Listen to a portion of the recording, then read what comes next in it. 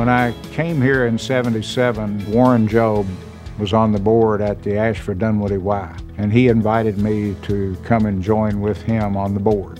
Jimmy Fluker was our first chairman, at least when I was there, and that's a great story how we built that Y. I remember Mike back in the '80s volunteering at the Ashford Dunwoody Y.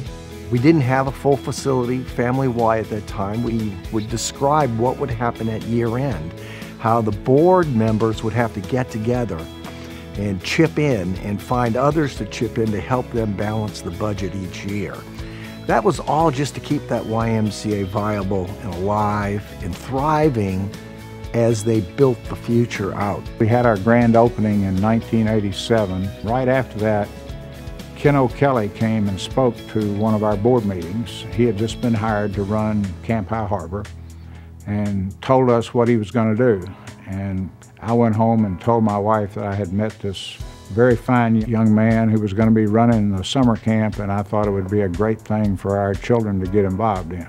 I remember this little feisty redhead little girl that was at camp, and I had a small conversation that said, "Ginger, this thing on treating people the way you want to be treated, you don't do so well there, so we're going to have to practice on that." A month later, after camp was over, I met a gentleman. He said, "I don't know what you did, what you said, but my daughter's different as a result. If I can ever help you, you let me know."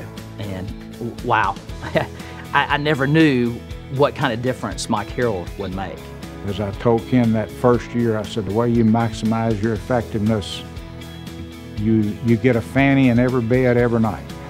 Years later, I reported to Mike, I said, "Mike, we have too many fannies and too little beds." And that's how we started growing. I'm excited that we're now raising money that we're ultimately going to have 3 of these camps, one on Lake Lanier, one on Lake Burton, and one on Lake Allatoona.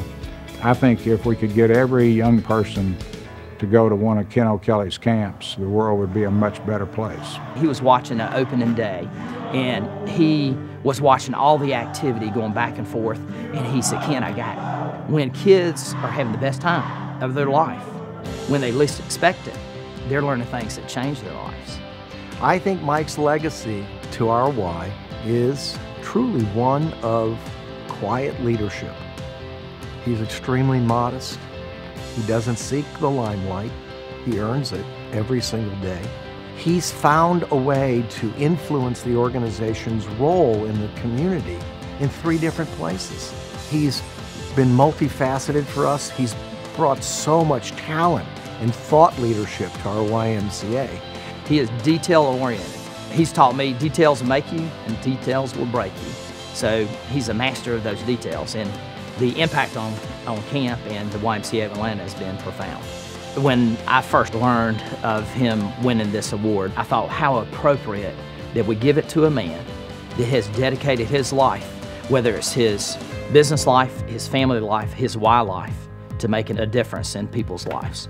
The character of Joe Bransby and the character of Mike Harold, these men make a difference because of their compassion. Mike Harold, I will tell you what my dad told me. He said, "Ken, don't ever be afraid to tell somebody you love them and you appreciate them." And I can tell you from the O'Kelly family, from Ken O'Kelly, from the Y family, Mike Harold, we love you and we appreciate you, and how deserving are you of this award. So thank you. If you look at our list of Bransby recipients, it's really impressive. And Mike, you belong right there with the rest of them. We really love you. We appreciate all that you've done for us and for our YMCA. You've been a terrific leader and a great champion for the YMCA.